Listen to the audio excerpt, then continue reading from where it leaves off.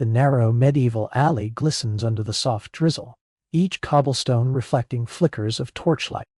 Shadows stretch long and wavering, stretching across damp walls. Faint laughter drifts from half-hidden doors, mingling with muted conversations, and the earthy scent of wet stone. Every corner seems to hold a secret, a glance exchanged, a whispered word, a story just out of reach. Your curiosity stirs gently, aware of the intrigue yet comfortably calm, as if invited to explore without fear or urgency. You step carefully along the slick stones, following the alley until it widens slightly, revealing a dimly lit entrance. Candlelight flickers across wooden beams and stone walls, casting dancing shadows that seem alive. The gentle aroma of herbs, melted wax, and candle smoke envelops you. Soft murmurs and the quiet rhythm of footsteps layer across the space, weaving a subtle melody that guides your attention.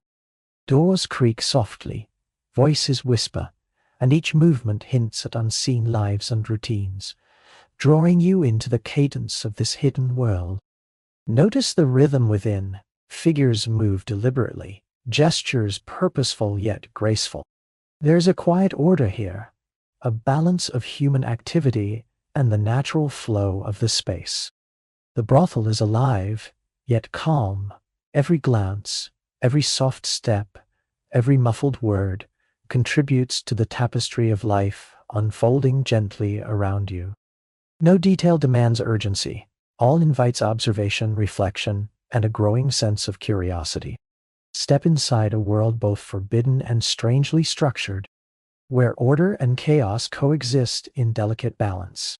Let the soft sounds settle around you, creaking doors, faint footsteps, distant laughter, and absorb the rhythm as it lulls your mind into calm awareness.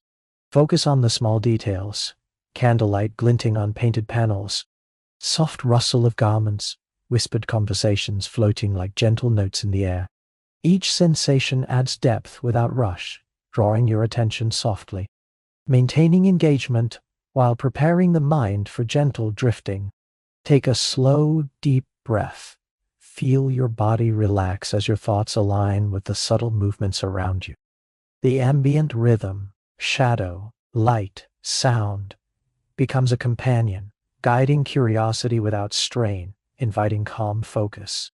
Let us move further into the hidden rooms, slowly and gently, following the faint echoes of soft footsteps and the warm glow of flickering flames. The journey is unhurried.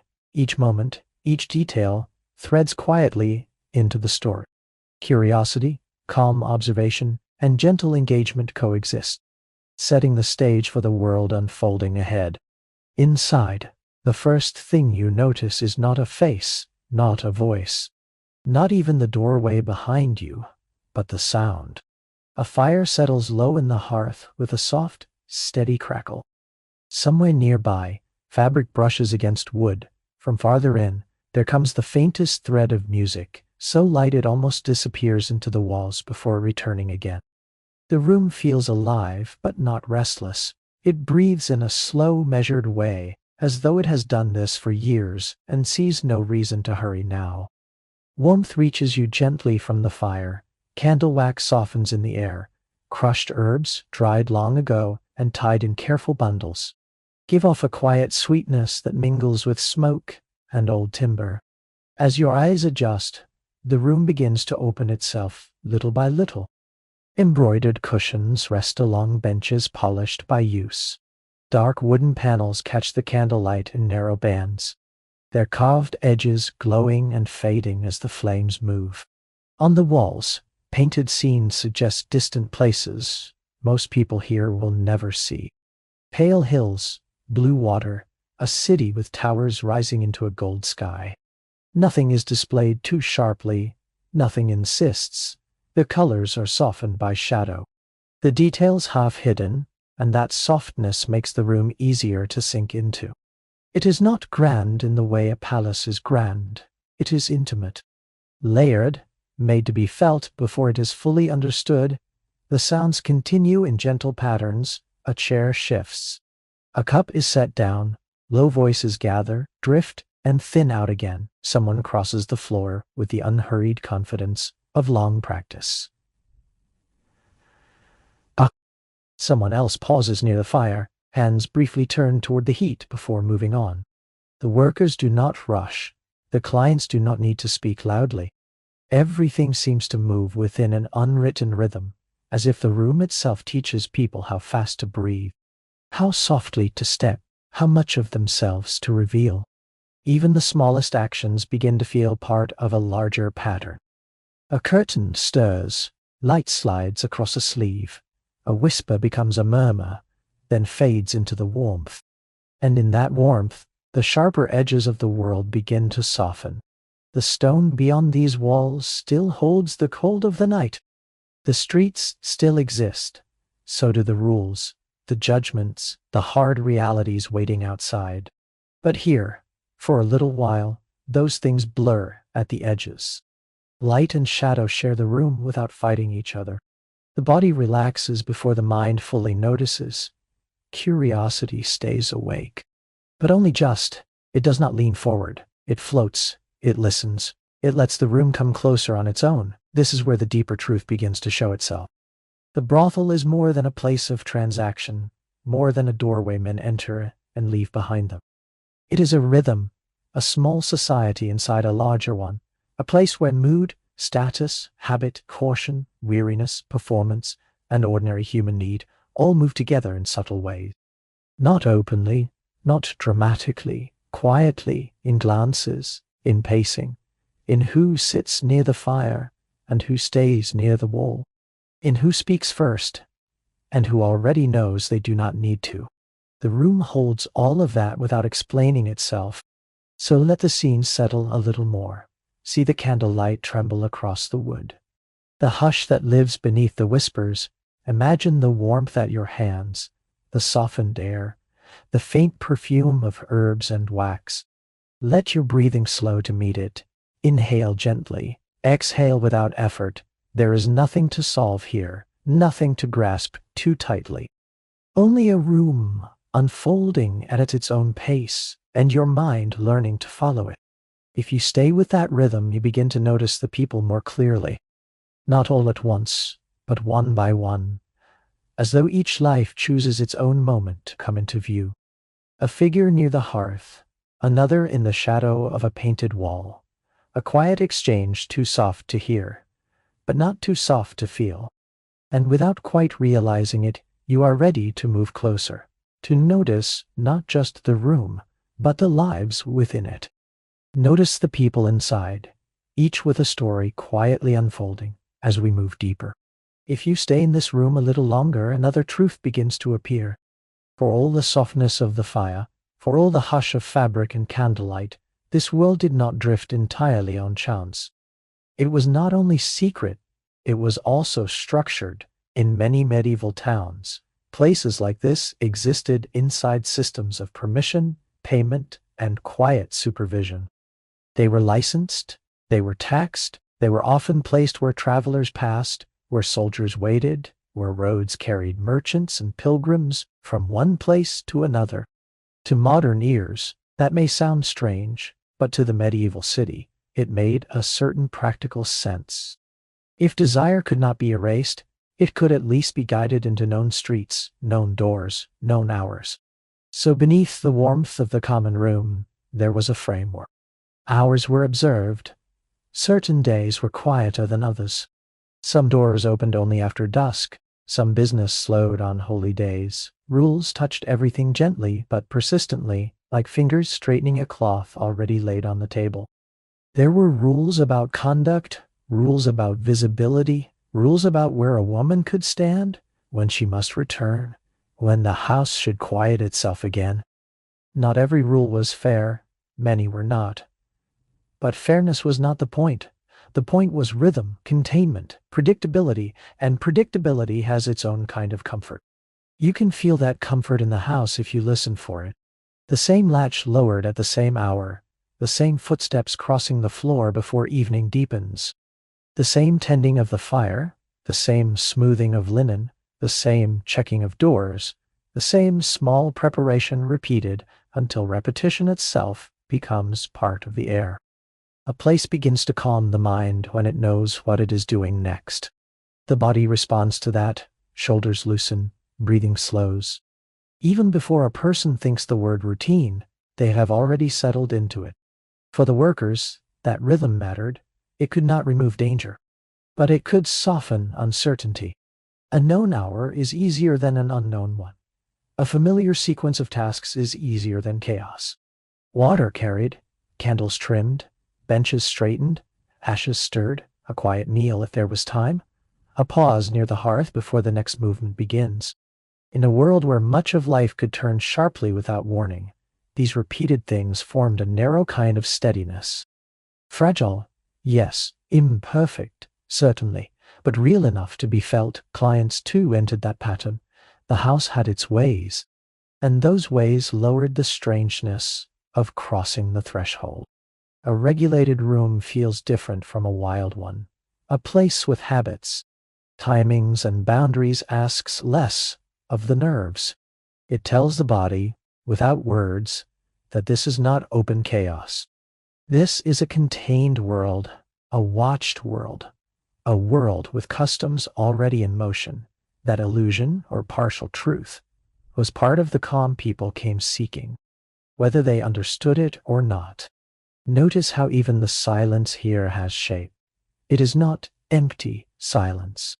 It is arranged silence, the brief hush before voices return, the softer quiet after a door closes, the listening quiet of late evening when the fire settles lower and the whole house seems to exhale at once.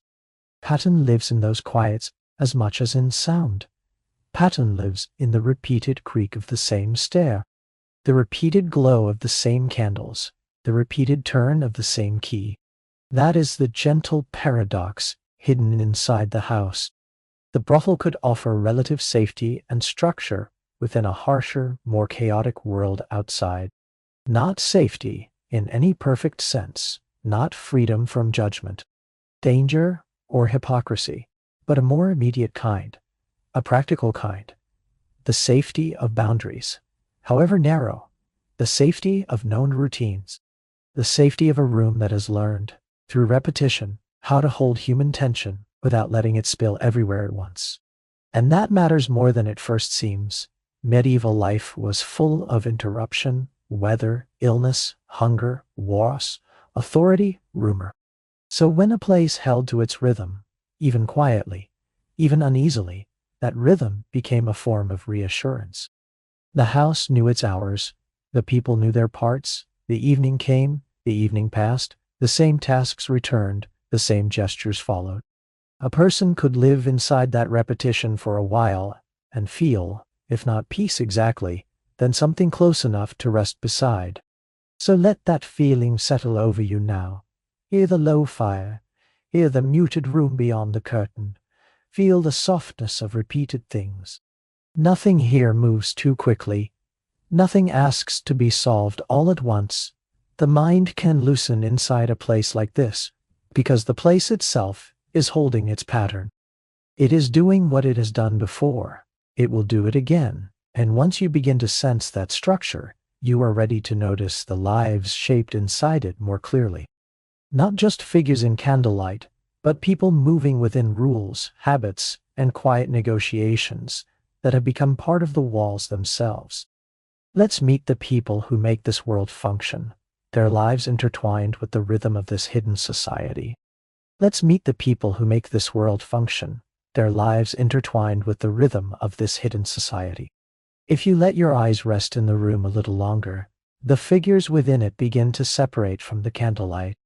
Not all at once, slowly, a woman near the fire warming one hand while the other steadies a cup. Another crossing the floor with that careful, practiced grace that belongs to people who have learned to read a room before they step fully into it. A client pausing at the doorway, already trying to decide what sort of man he wishes to seem tonight. And near the center of it all, not always speaking, not always moving, but always present, the woman who keeps the balance of the house from slipping too far in either direction. No one here is only one thing. That is the first truth the room gives you. The workers are not simply workers. The clients are not simply clients. Even the madam, composed in the half-light, is more than the role she wears so well. Each person carries something into the room that cannot be seen immediately. A worry, a habit, a private grief, a little pride, a little calculation, the memory of somewhere else. The house gathers all of that and teaches everyone how to move around it. One woman smiles, but not too quickly. The pause before the smile tells its own story. Another laughs near the stairs, and the laugh is real, though not entirely careless. A third says very little, yet seems to notice everything.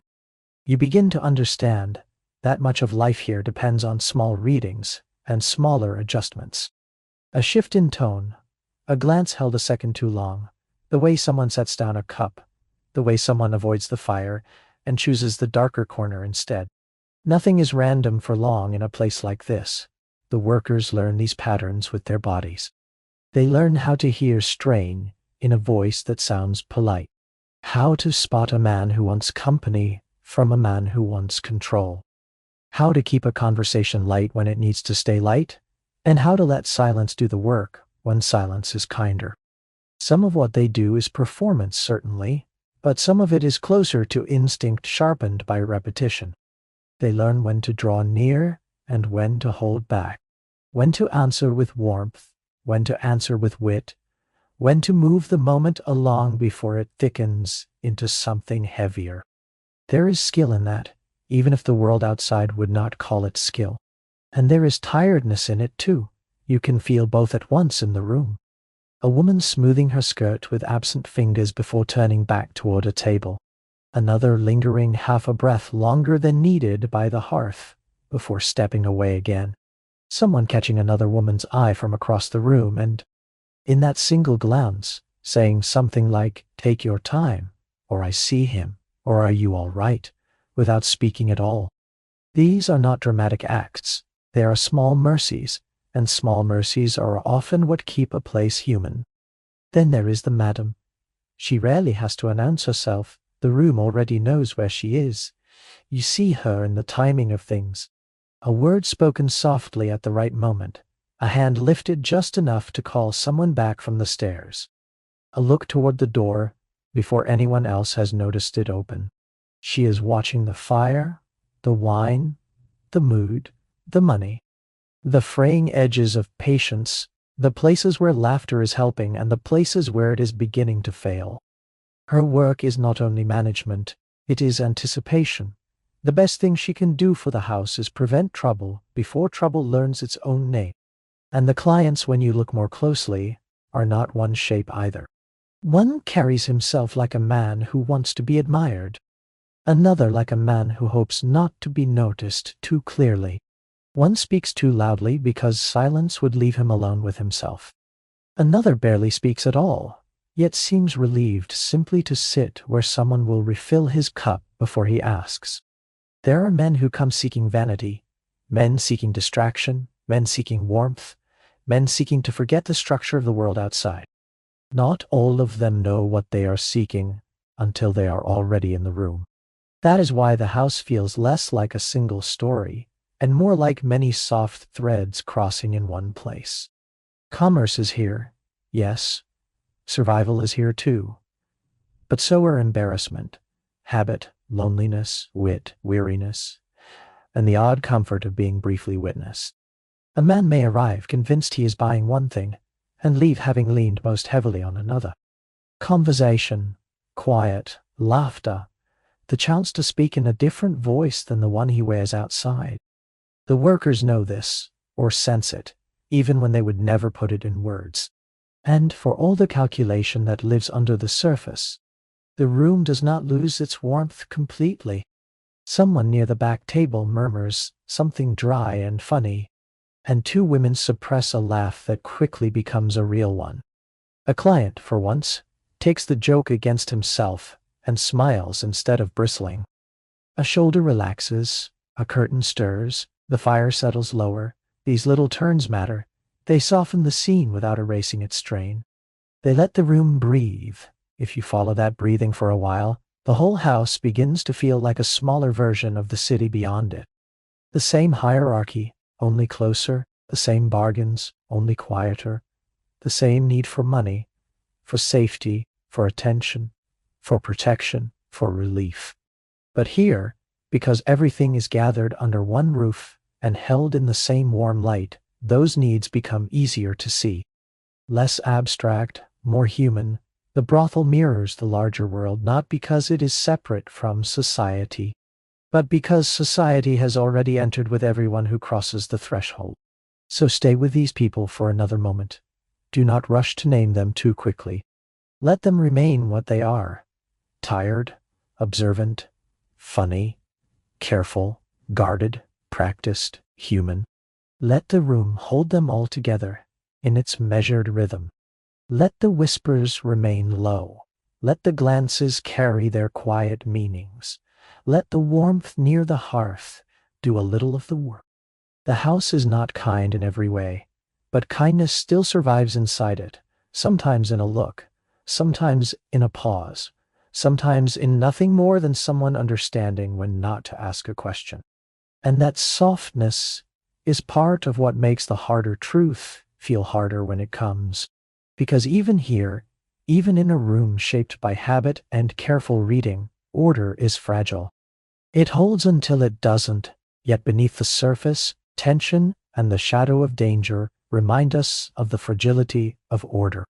Yet beneath the surface, tension and the shadow of danger remind us of the fragility of order.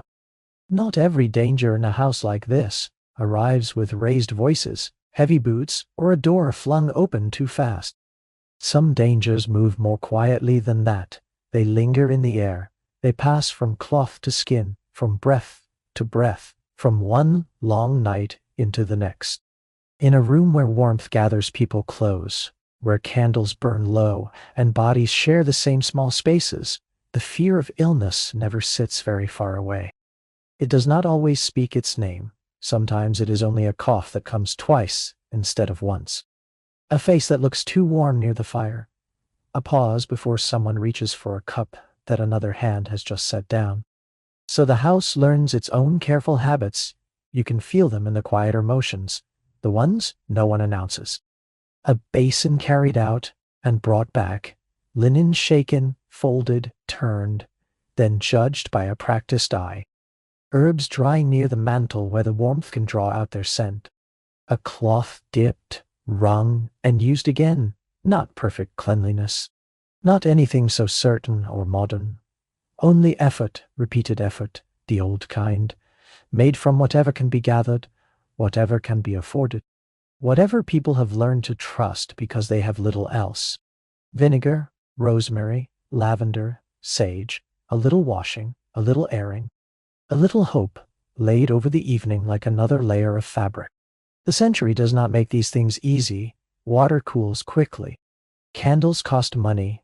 Rooms hold smells and memories longer than anyone would like. Still, small measures matter because they are small enough to be repeated. And repetition, here as elsewhere, becomes its own form of order. A place continues not because it has solved danger, but because it has found a rhythm for living beside it. There are larger rhythms too, less gentle ones. The city watches from beyond the walls, and sometimes it enters. An inspector, a clerk, a question asked in the wrong tone, a look that lingers too long on a face, a hand, a rash, a flush, the visible signs of a body under strain. The systems outside claim to protect by controlling. They count, they inspect, they interfere. In the original material, that oversight can feel harsh, public, and humiliating. With disease checks, hygiene rules, and regulation used as much for control as for care. But inside the room, what remains most noticeable is not the cruelty itself. It is the constant adjustment to it. The house bends around these pressures the way flame bends when a door opens and lets in cold air. It does not stop burning, it only shifts. The madam learns what must be displayed and what must be hidden. The workers learn what can be trusted and what cannot. A sign of illness is watched more closely. A task is done more carefully.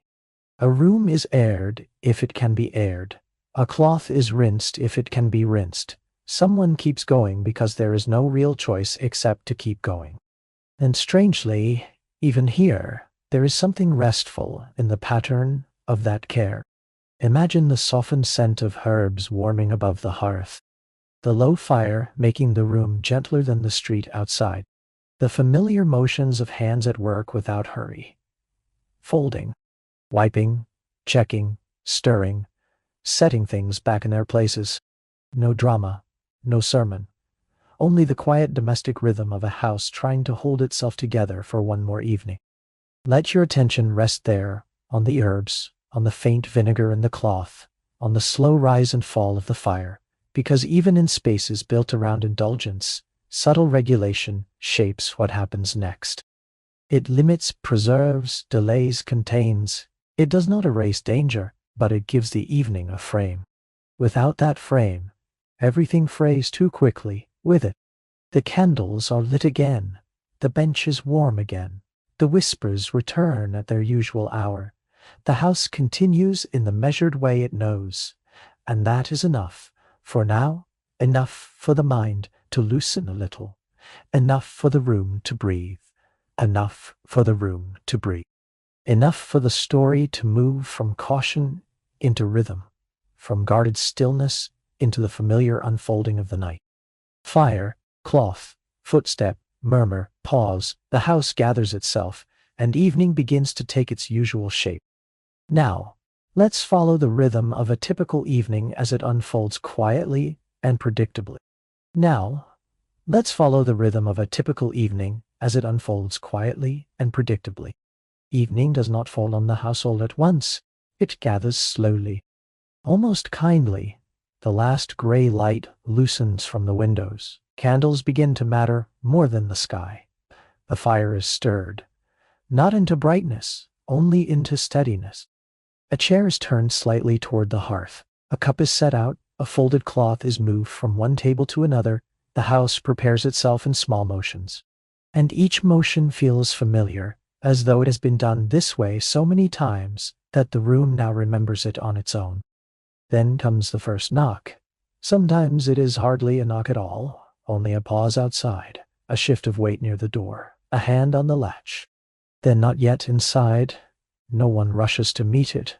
The house knows hesitation. It has seen it in merchants, in clerks, in soldiers, in boys trying to sound older than they count, or in older men trying to sound younger than they feel.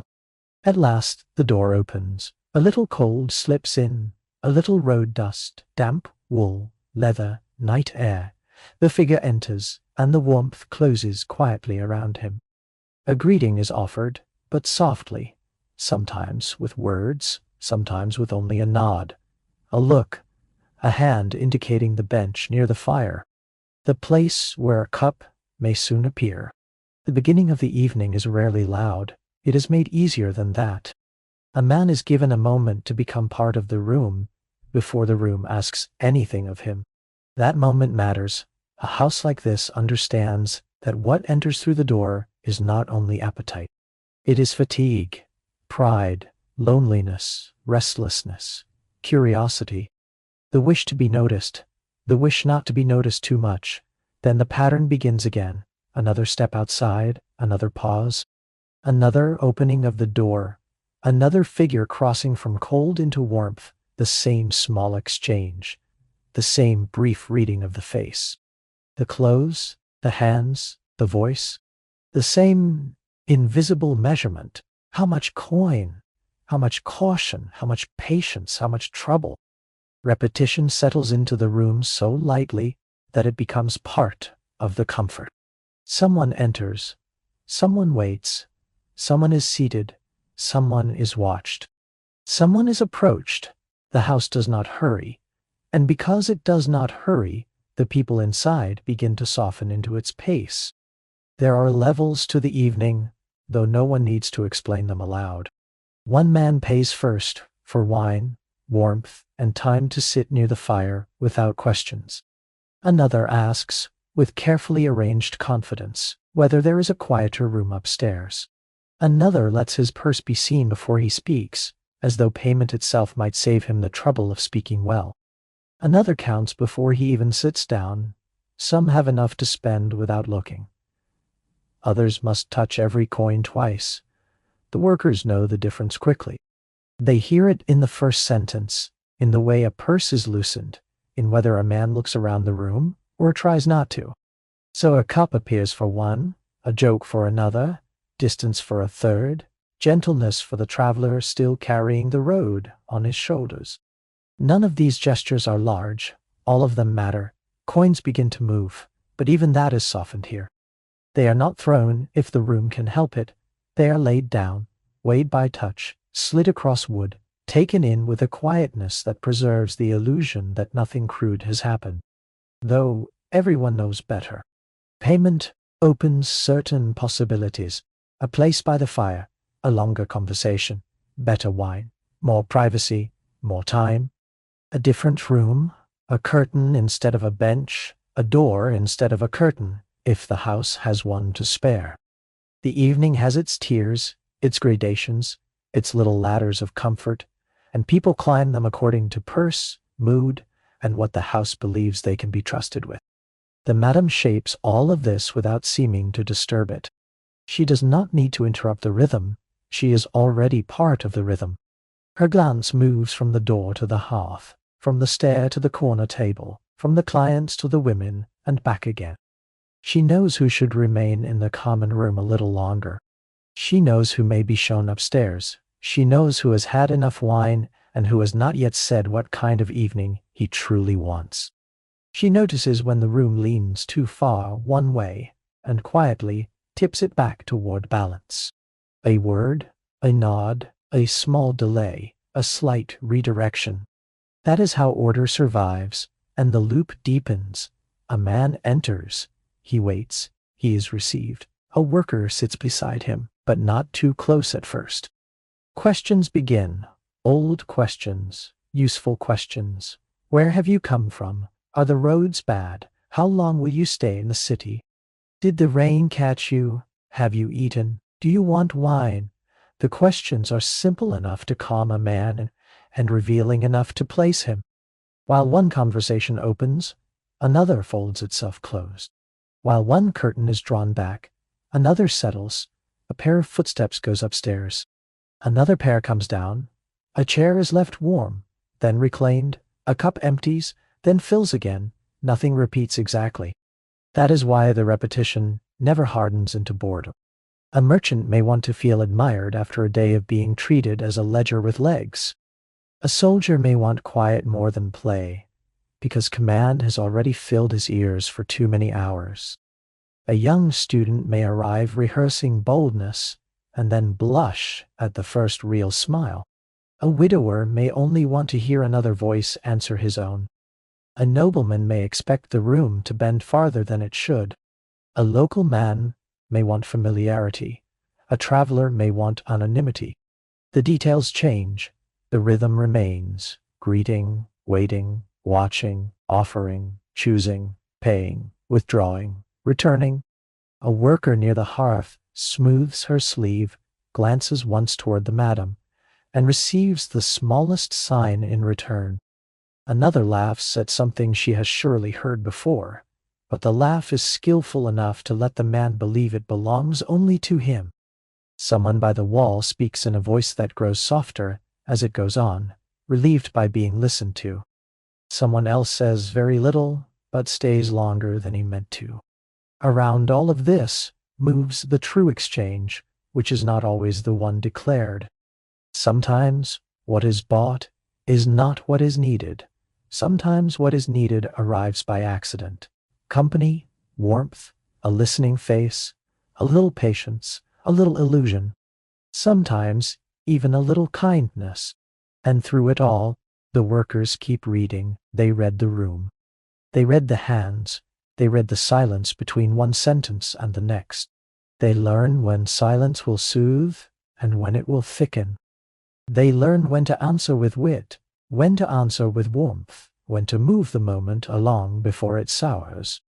One keeps track of time without appearing to. Another notices which client is watching the stairs too often. Another notices who has become too sure of himself. Another knows that 1 cup more will soften a man, and 2 cups more may sharpen him. These are not grand strategies. They are the small repeated arts of making it through the evening intact. Even the house repeats itself around them. The stairs complain in the same places. The same curtain lifts and falls. The same candle is trimmed twice before it gutters. A basin is carried out and brought back. A stool is drawn close, then pushed away. A shawl is laid aside, then reclaimed. The room measures time not by bells but by these returns. Object after object, gesture after gesture, the house builds its calm from reuse. Now and then the loop strains, a voice rises where it should not. A hand lingers too long, a client mistakes payment for permission without limit. But even these moments are first met with adjustment. A worker changes her tone, another appears nearby as though by chance. The madam looks up, a pause enters the room. Then, if fortune allows, the tension loosens, and the evening continues. One of the house's quiet skills is this. It corrects itself before correction has to become spectacle. Then another knock, another breath of night, another cloak loosened, another purse touched, another exchange begun in the same warm half-light. By now the mind knows the pattern and begins to rest inside it. Arrival, welcome, watching, offering, coin, murmur, curtain. Return, again, again with a different face, again with a different voice, again with the same fire, the same boards, the same careful balancing. Repetition here is not emptiness. It is how the room reveals itself. It shows who can spend and who must count, who commands and who adapts, who is lonely enough to stay, who is tired enough to be gentle, who is dangerous enough to require 3 people to notice him at once. The house does not explain these things. It lets them happen again and again until their meaning becomes impossible to miss. And still the night goes on. The candles shorten. The voices lower. Laughter, when it comes, stays closer to the mouth that made it. Someone upstairs does not come down right away. Someone downstairs decides not to go up at all. A final cup is poured for one man with the air of not expecting another after it. A worker crossing the room for the 20th time crosses it once more, exact and unhurried, neither hopeful nor weary in any showy way, only practical. Near the door, a cloak is fastened more slowly than it was unfastened. Near the fire, a pair of hands lingers around warmth a little longer than before. The madam counts now with her eyes before she counts with her hands. She feels the room loosening. A chair stays empty longer than it did an hour ago. A curtain rests closed. Another remains half open, not from neglect, but because no one has had cause to touch it lately. The house is still alive, but its pulse has grown slower. It has turned through its loop enough times for the edges to soften. And then, almost without anyone naming it, the evening begins to fold itself inward.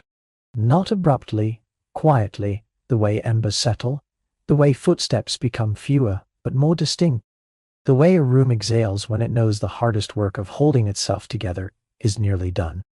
As the night fades, the brothel exhales quietly, and the world prepares for rest. As the night fades, the brothel exhales quietly, and the world prepares for rest. Morning comes to the house in a gentler voice. It does not arrive all at once. First there is the pale light at the window, thin and cool, just enough to change the edges of things.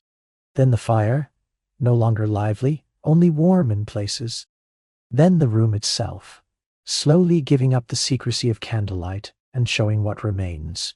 A chair turned toward the hearth, a cup left near a bench, a fold of cloth fallen in half to the floor, ash resting in a soft gray ring where the night burned low and steady. Nothing dramatic, only the ordinary signs that people were here and that the house held them for a while. Now the movements begin again, but differently. A woman crosses the room with a cloth over her arm. Another gathers cups one by one, careful not to let them strike too loudly against each other. A shutter is opened just a little, enough to let in a stripe of morning that settles across the floorboards and makes the room look simpler, kinder, more honest. The embroidered cushion by the wall is faded in daylight. The wood near the table is marked by years of hands and cups and waiting. What? The night softened. Morning reveals, but it does so gently. The workers move with the quiet knowledge of repetition. A blanket is folded, a bench is wiped down, a basin is carried out and brought back, linen is shaken, turned, smoothed, stacked. A smaller room upstairs is open to the air and left breathing for a little while. Nothing here is hurried.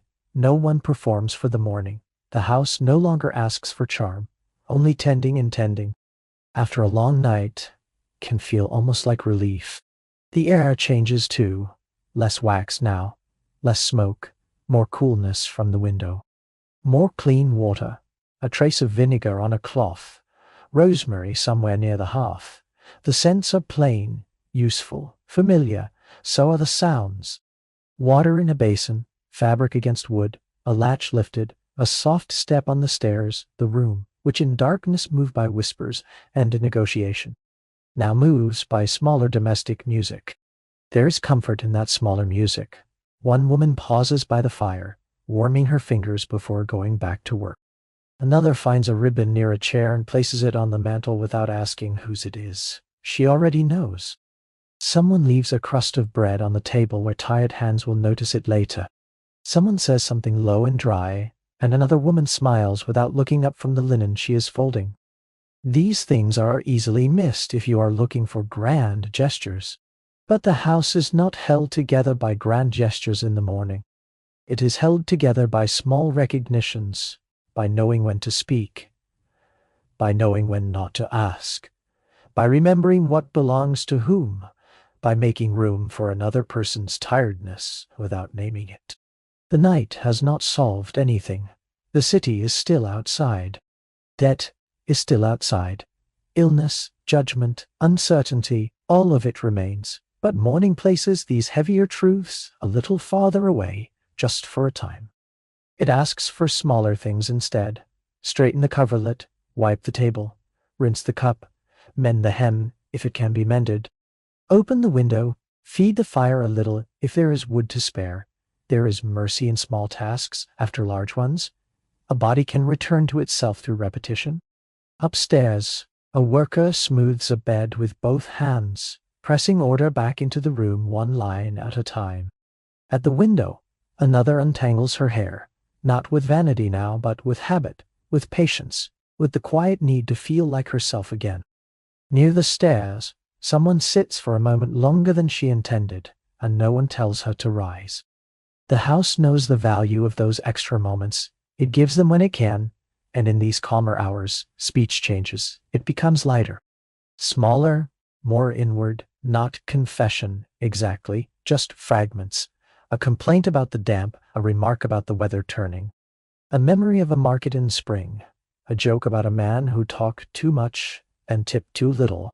A laugh, this time softer, because there is no need to shape it for anyone. The room listens differently by morning.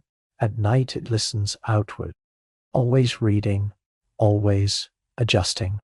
By morning it listens inward, and the difference can be felt in the shoulders, the hands, the breath. That is part of what makes this hour feel safer. Strength moves through the house differently now. Not in commands, not in charm. In passing, one woman has patience where another has none left. One remembers the numbers. Another notices who has not eaten.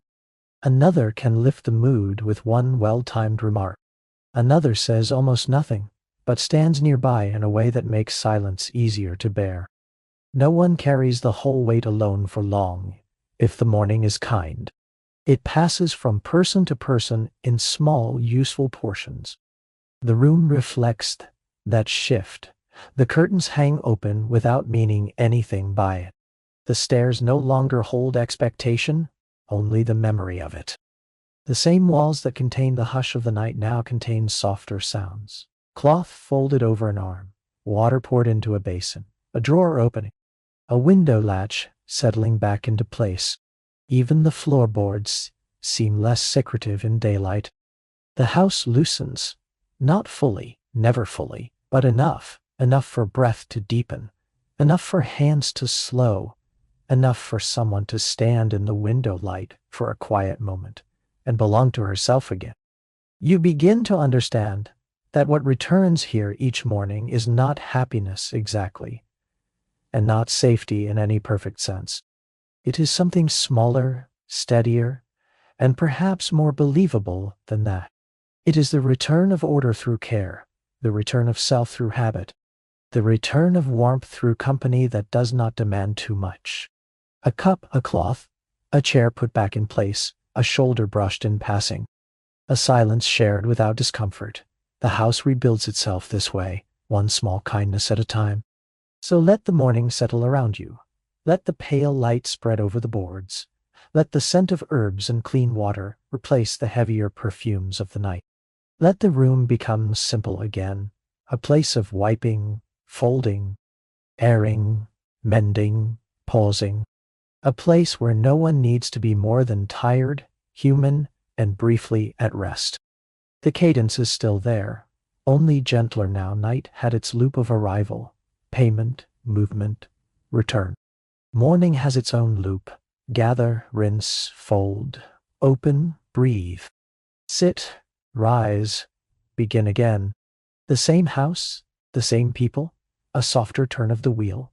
And because the wheel turns, the house endures. Life moves forward. The brothel adapts.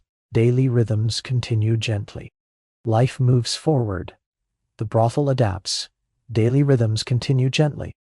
And as those rhythms repeat, something else settles into the house beside them. Time. Not the time of curfews or candles, not the time counted in coins or footsteps on the stair, but the slower kind, the kind the body keeps for itself. It gathers quietly, in tired knees, in wrists that fold cloth a little more carefully than before, in the pause before someone rises from a chair near the hearth, in a face that no longer spends brightness too freely, because softness now does the work more gently. Morning light is kind enough to show these changes without cruelty, and perhaps that is why they feel so moving. A house like this can hide many things. It can soften shadows, it can soften voices, it can soften the truth of a difficult night. But it cannot keep time from entering. One woman climbs the stairs more slowly than she once did. Another stands longer at the window before turning back to the room. Another still laughs, but the laugh returns with a little more breath in it now, as though it has traveled farther to reach the air. Nothing about this needs to be announced. The house notices without speaking. It has watched too many seasons to require explanation. And then, after time, there is absence, a place at the table that remains open. A cup no one reaches for, a ribbon left where someone once untied it, a bed upstairs that has been straightened and left untouched. In a room that depends so much on repetition, absence has its own shape. It appears not as noise, but as a small break in the pattern. A missing step, a missing hand, a missing voice where a voice had once been expected. The house feels these losses before anyone gives them words. Sometimes no words come at all. The original script is especially strong here. The women got sick, got tired, and they died. Burials were handled with shame and silence. Many were denied consecrated ground, and some were taken to places like Crossbones Graveyard, with no headstones, sometimes only hurried prayers, a ribbon, a few coins, or herbs over unmarked graves. Those are powerful details, but in sleep storytelling they work best when softened, when the sadness is allowed to settle rather than strike. So imagine it softly. The earth beyond the city after rain, dark, cool, and easy to press a hand into, morning air carrying a faint scent of wet grass. Rosemary, if any could be found, lavender. If someone had saved a little, a few women standing close together because closeness is easier than speech. One adjusts her shawl, One looks down. One keeps her hands busy because stillness would ask too much. Then they turn back toward the city because the day is already moving and the house will soon need them again. That is often how grief lives here, not in ceremony, but in continuation. A woman still folds cloth, the way another woman once showed her. Someone checks a latch twice out of habit and only later remembers whose habit it was. A seat near the hearth is left empty a moment longer than necessary. A laugh catches because it sounds too much like an older laugh the room has not entirely let go of. Memory in a place like this does not always speak. Sometimes it repeats. There are other signs as well. A wall that seems to hold the hush of old voices. Stairs that answer each footstep as though they remember others. Windows that have watched too many dawns to be innocent of sorrow. None of this is dramatic. It does not belong to ghost stories. It belongs to where, to routine, to rooms that have absorbed too much living to feel light all the time. And still, there is calm in it. Not bright calm, not cheerful calm, something slower than that. The kind that comes when you stop resisting the fact that everything passes through stages. Youth into age, strength into tiredness, presence into memory. A house like this knows that better than most places. It watches brightness become patience. It watches urgency become habit. It watches people disappear in the same quiet way that candlelight disappears from wood near morning. Gradually, until all that remains is a different kind of stillness. So let that stillness be gentle. See the low room in the last fading light. A chair beside the hearth. A folded cloth laid ready for tomorrow. A hand resting on old wood before lifting away. A narrow patch of earth outside the city where someone once stood for a moment longer than she needed to. Nothing here asks for distress, only reflection. Only the soft understanding that mortality has always lived beside ordinary life. Not far from it, not separate from it, woven through routine and memory and the simple acts of carrying on. The sounds grow quieter now. A board settles somewhere in the wall. A draft moves the edge of a curtain. The warmth of the fire is almost gone. But not entirely. The room feels wider in this hour, though emptier too, as if it has made space for all the people who passed through it, and all the people it can no longer hold. Breathe slowly. Let the images remain dim and easy at the edges. A window, a ribbon, a patch of damp earth, a name remembered without being spoken.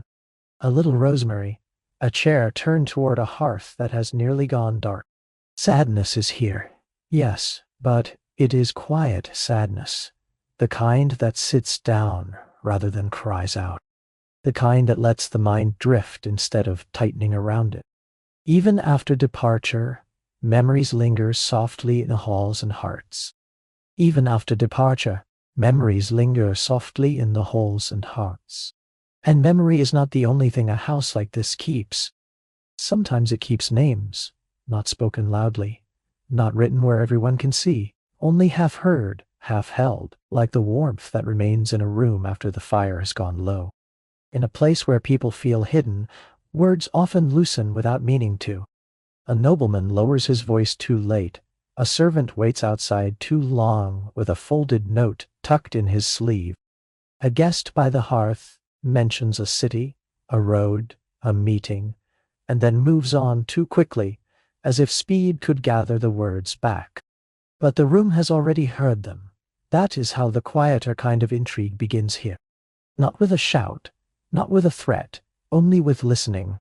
A worker pouring wine may hear more than she appears to hear.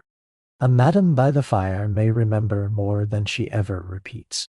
A visitor may think himself safely wrapped in candlelight and soft fabric, unaware that comfort has made him careless. The house does not need to chase secrets. It only needs to be warm enough for people to bring their secrets in. So small things begin to matter. A ring turned inward on a finger, a name spoken once and then avoided, a folded scrap of paper passed as lightly as a handkerchief. A flower moved from one table to another, not by accident, but because someone wanted a certain message to be seen by one pair of eyes and missed by all the rest. The original script leans hard into this side of the world: spy workers, coded letters, flower warnings, blackmail ledgers, and nobles whose loose talk could shift alliances.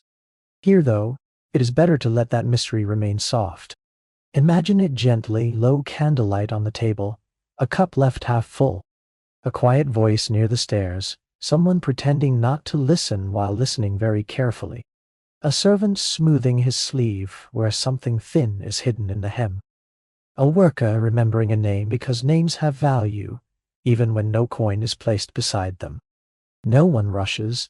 That is part of what makes the secrecy possible. The room stays calm, and calm lets things pass unnoticed.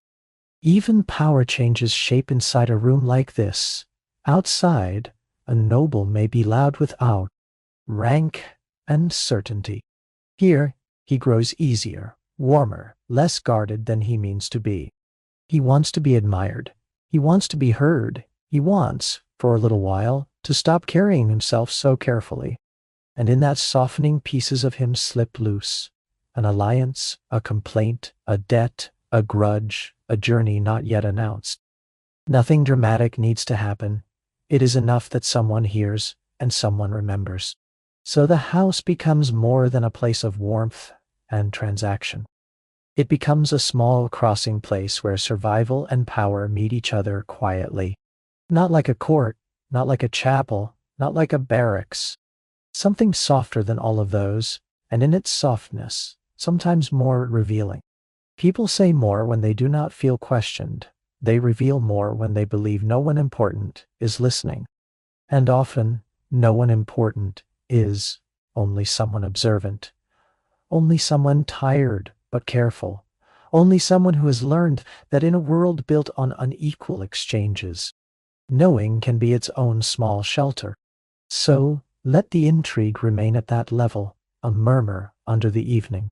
A second rhythm beneath the first, a hidden note, a lowered voice, a noble's ring turned inward, a worker who remembers more than she says, a madam who understands that some things are worth keeping, and some things are worth forgetting, and some must simply be held in silence until the night passes. There is no need to sharpen it further. The room is quiet now. The candles are lower. The house has gathered enough for one evening. Beyond the windows, the dark rests softly against the walls.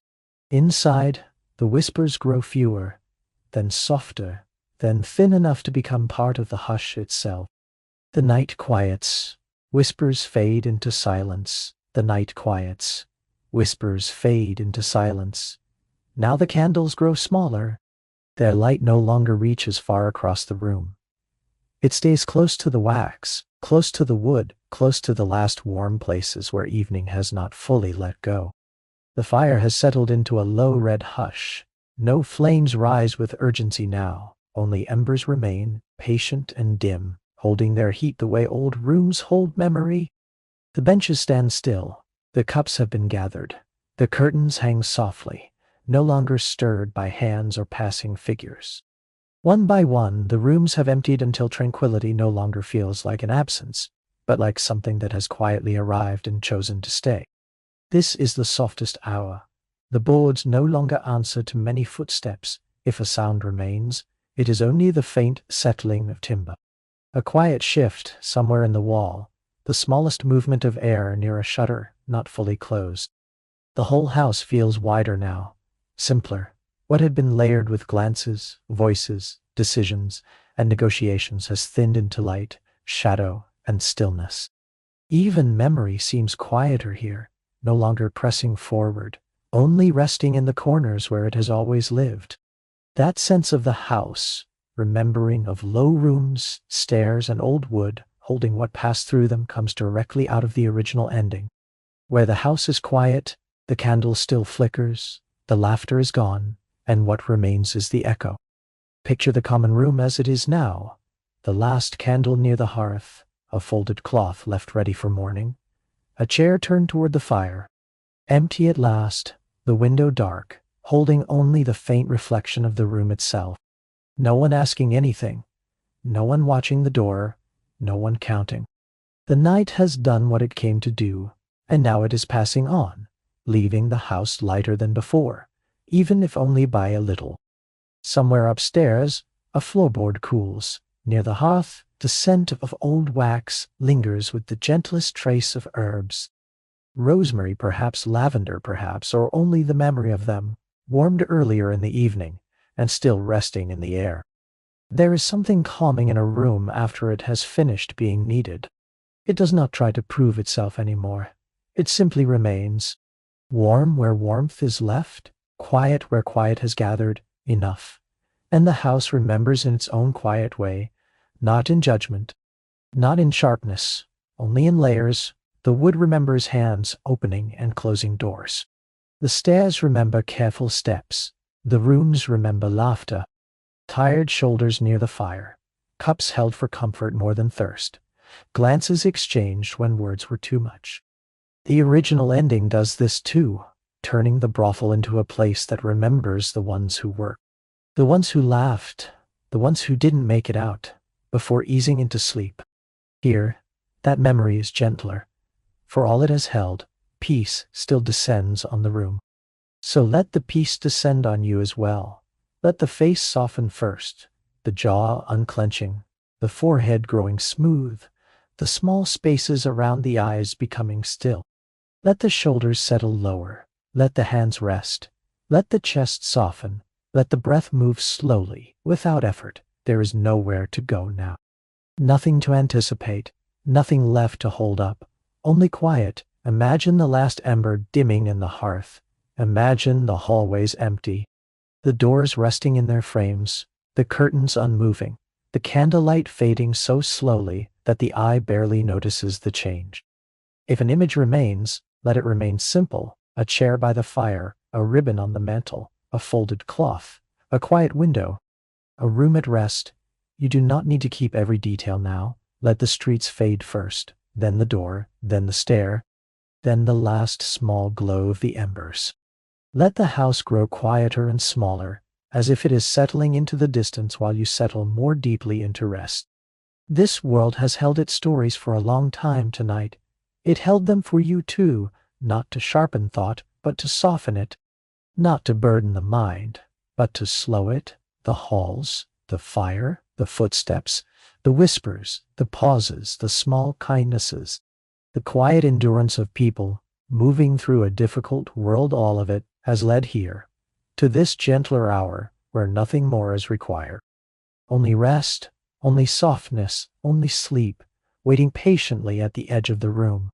You've walked the halls, seen the stories.